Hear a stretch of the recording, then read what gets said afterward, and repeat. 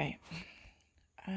I wanted to take a few minutes to show one of my favorite pairs of shoes, but that I'm actually selling on just because a girl can't have all the shoes.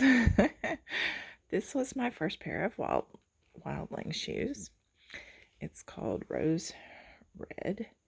And of course, I love red shoes, so that instantly got me. At the time, there was a pretty good discount, like 20%, and I thought, you know what? Well, they don't seem, according to people at the time, they didn't do a lot of discounts, so hey, let's give it a go. I was really still a newbie to sizing, and Wildling has their own fit kit. If you've never looked at it, you can print them out. You have to be really careful about the scaling, but it does not scale width.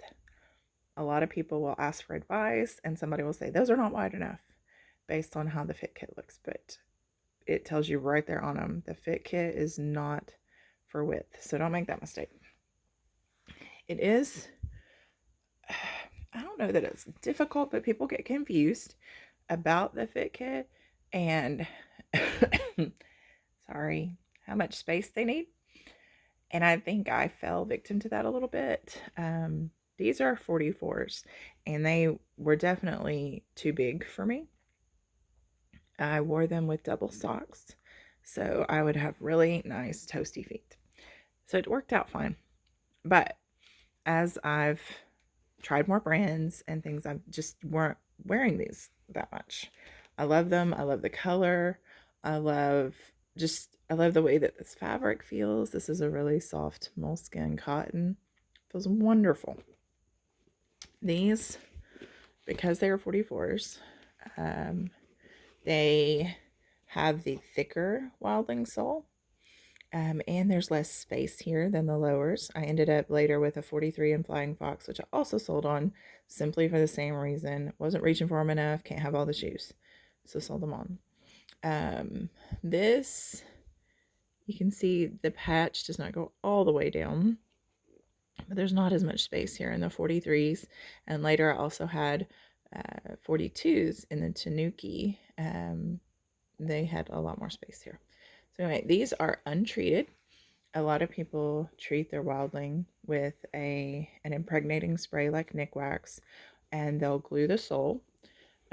So I can't really tell you personally about that, but I know they'll use masking tape to try to get a nice tight line here, and that will prevent water penetration, which can be a thing with Wildling because of their unique sole. The beauty of the unique sole is just, if you've never tried them, you really need at least one pair of Wildling. And at the end of this, I still have my Nebula, and I just can't imagine ever getting rid of my Nebula. You can roll it up immediately. You can twist it any way you want. Your foot is so beautifully held but unrestricted in any Wildling shoe.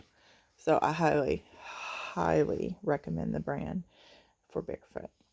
This is simply a destashing, moving on type thing, but I wanted to show it, the shoe, for people before I pass it on. I might not post this for a few days though. We'll see. Who knows? I'm actually going to try to do a couple videos today. I've got some boxes over here. We're going to talk about some things. We'll see what happens. Anyway, so this is not a winter model, despite the boot look. This is actually lined in another cotton fabric, I'm assuming. Sorry, pants are here. These do not have an insole in these Wildlings. Some do, like the Nebula and the Tanuki. The Flying Fox did not have an insole either, so it depends on the model you get. They also sell thicker insoles if you want some toasty feet, with a high volume foot, and adding volume into a foot has never been my thing. I'm usually looking for ways to reduce it, so I have not personally tried that. Wildling also sells elastic laces, different colored laces, so you can dress up your shoes or your boots any way you want. Right now, a lot of people, it's kind of not the right time, I guess, to be showing a boot, but a lot of people are getting the feather sandal. Uh, that looks incredibly light. But this shoe itself is so light. Even though it's a boot, it doesn't really feel like, it just feels like an extra sock. These are so barefoot. And once you've trod Wildling, it makes you, um, it gives you a good baseline to be more critical about other things, and it really helps you learn your feet. That's why I say just get one pair and give it a go. Some people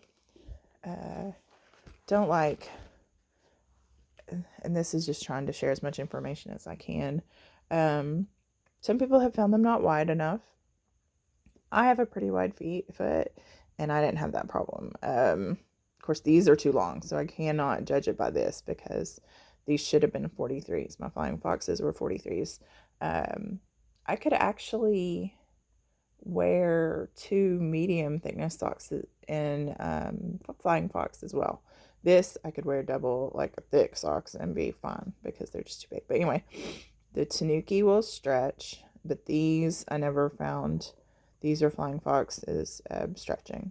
So it depends on the model as far as what kind of stretch, what kind of care, how they'll wear, what, sizing. So there's great communities. On Instagram you can get highlights and stuff. Different blogs have recently reviewed, especially the Crane model. On Facebook, there are Wildling community groups where people who actually work there will help you answer your sizing questions.